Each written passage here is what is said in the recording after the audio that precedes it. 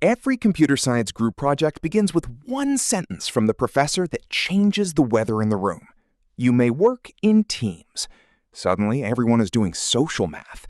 Who actually codes? Who only talks in meetings? Who has strong opinions about the stack but has never opened the docs? The assignment is simple. Build one small app. The emotional journey is not simple. Team formation is basically speed dating with worse lighting. Everyone says, yeah, I am pretty flexible. This means nothing.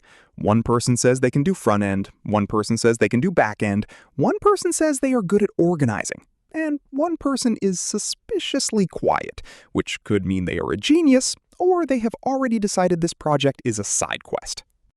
The idea person arrives immediately. The assignment asks for a basic CRUD app, and they say, what if we build a social network for students with AI recommendations, live chat, a marketplace, and maybe blockchain, but tasteful. They have no code yet, but they do have vision. Their favorite phrase is, this should be easy. This phrase will age like unrefrigerated milk. Then someone creates the repo. This person becomes powerful for about 12 minutes. They add the README, set up the folders, make one initial commit, and then vanish into the academic wilderness.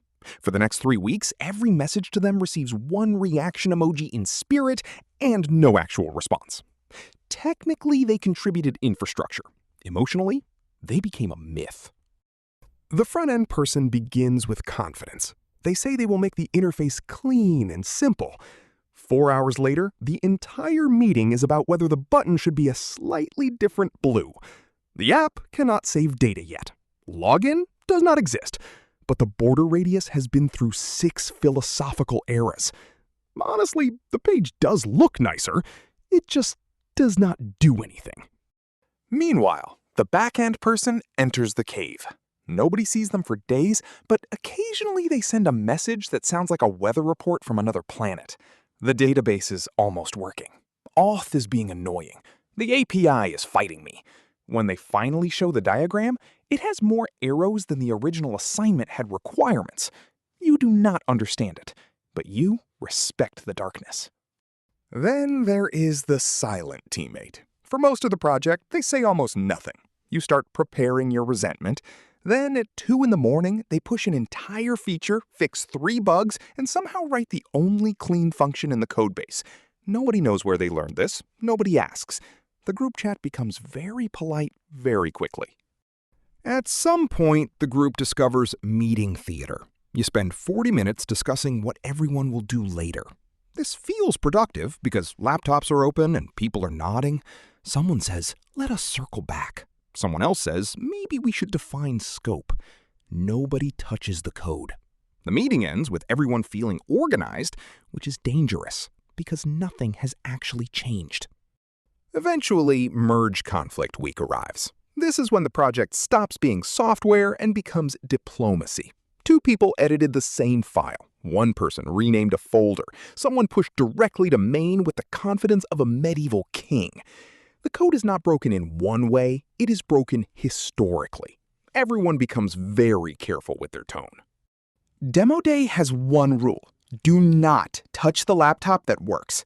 The app runs on exactly one machine, under mysterious environmental conditions, while connected to one charger at one specific angle. The presenter says, let me just refresh, and the room briefly enters a spiritual crisis. When the page loads, everyone smiles like they personally negotiated peace. After the demo comes peer review, the most political document in computer science. You want to be fair, you want to be kind. You also remember exactly who disappeared after creating the repo. Everyone writes, we all contributed in different ways, which is technically true if emotional support counts as a deliverable. The professor knows. The professor has seen civilizations rise and fall through group projects. And somehow, despite all of this, the project ships. It is held together by caffeine, one mysterious helper function, and a shared agreement to never discuss the folder structure again. Group projects are painful because they are secretly not about coding. They are about communication, compromise, and learning that the hardest dependency is another human being. Follow for more animated tech disasters.